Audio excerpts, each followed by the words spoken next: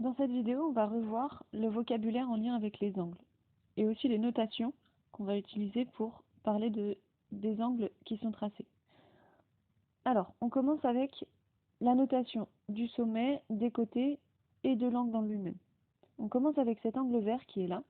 Alors, ce qu'on va appeler le sommet, et ça vous pouvez le retenir, ce qu'on appelle le sommet, c'est la pointe de l'angle. Si vous préférez le retenir comme ça. Donc le sommet, c'est la pointe de l'angle. Donc ici, la pointe, elle est au niveau du B. Donc le sommet, c'est le point B. Ensuite, un petit peu plus compliqué, parce que maintenant on va parler des côtés. Alors les côtés de l'angle, ce sont les branches qui le délimitent. Alors attention, parce que l'angle, si on regarde bien, il est seulement à cet endroit-là. Il s'arrête au niveau du sommet. Et donc, les deux branches, elles ne peuvent pas dépasser le point B. Ça veut dire que on a affaire, pour les côtés d'un angle, à des demi-droites. Ce sont des sortes de droites, mais qui ne peuvent pas se prolonger du côté du B. Donc, ici, on a le côté tout là.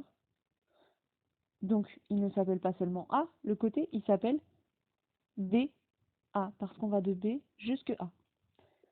Donc, en termes de notation, la demi-droite, c'est un crochet au niveau du B, parce qu'on ne peut pas dépasser le B, et une parenthèse au niveau du A. Et de l'autre côté, on va de B jusqu'à C, donc B, C. Et au niveau du C, on met les parenthèses. Et on en aura toujours deux. Donc dès qu'on vous demande les côtés des langues, vous devez me donner deux demi-droites. Ensuite, qu'est-ce que c'est la notation de deux langues? Ça va être son nom. Et il est défini à chaque fois par 3 points.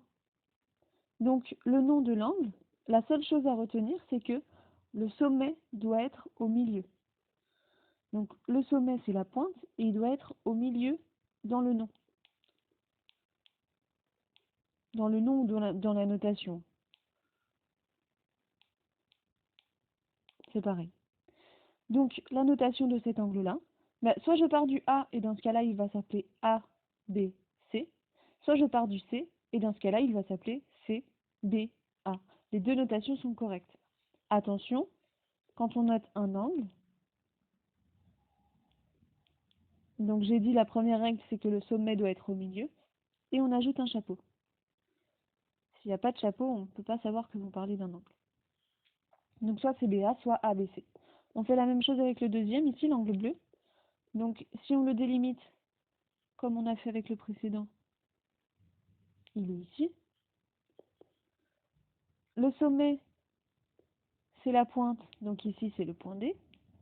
Les côtés, c'est ce que j'ai surligné en jaune, donc on va d'abord de D jusqu'à F, donc on va noter, et vous n'oubliez pas, crochet parenthèse, donc D, F, et le deuxième côté c'est D, E. Et la notation, on va dans un sens et dans l'autre, soit on dit F, D, E, soit on dit E, D, F. Et on n'oublie pas,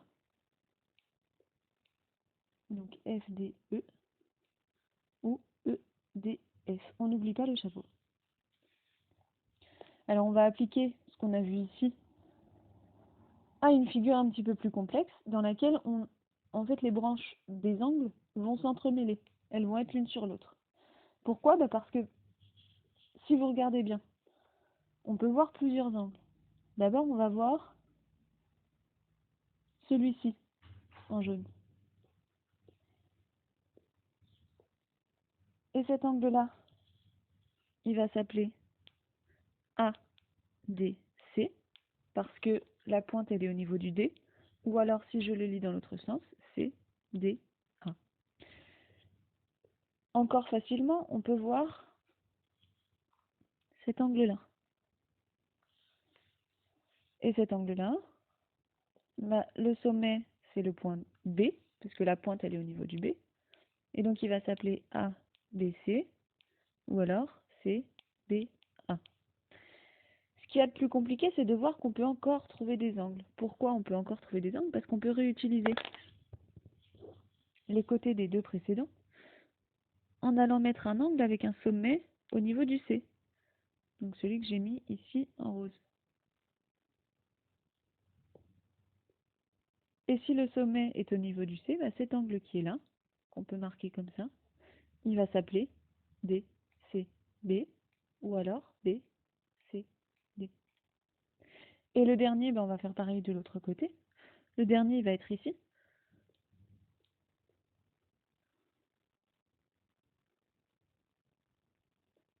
Qu'on peut noter là. Et cet angle-là, comme le sommet est au niveau du A, il va s'appeler DAB ou alors BAD.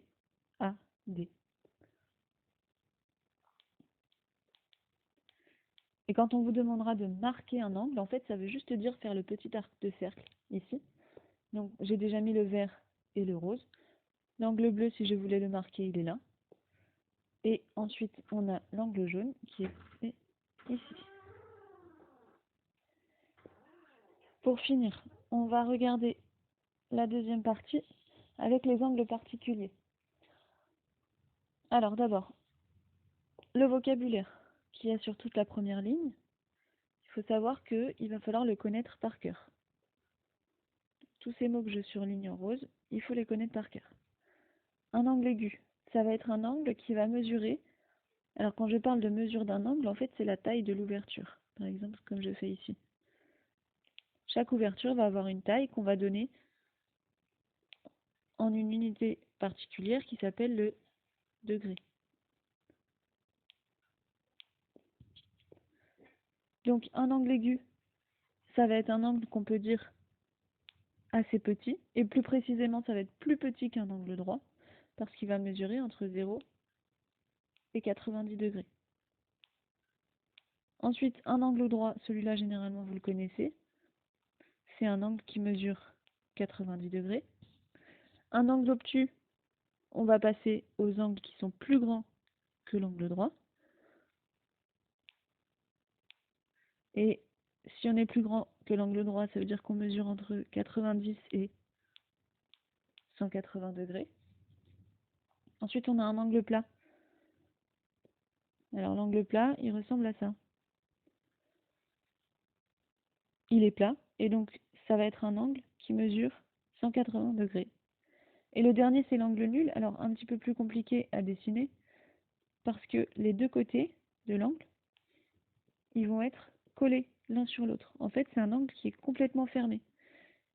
Et comme il est complètement fermé, ça veut dire que son ouverture, elle est nulle, donc elle mesure 0 degré.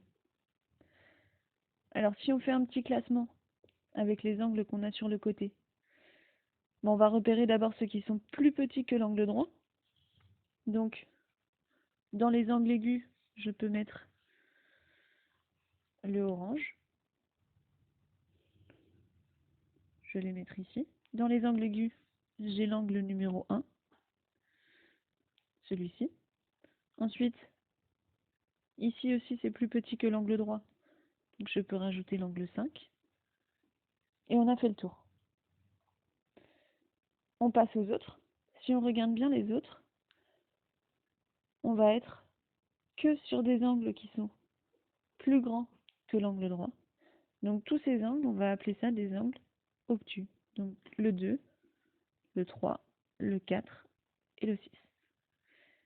La dernière chose à savoir, c'est que pour vérifier qu'on a bien un angle droit, on peut utiliser son équerre, parce que l'angle droit, c'est l'angle qui est marqué au bout de l'équerre.